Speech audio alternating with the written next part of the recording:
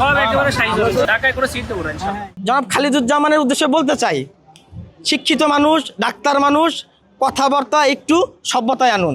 আপনি যেভাবে বলছেন ঢাকাতে আপনারা সিট দিবেন না, আরে আপনারা কখনো ঢাকা থেকে পাশ করছেন নাকি? ওনাকে কিন্তু 5 তারিখের আগে কেউ চিনতো না। তারেক রহমানকে তো সারা বাংলাদেশের মানুষ চিনে।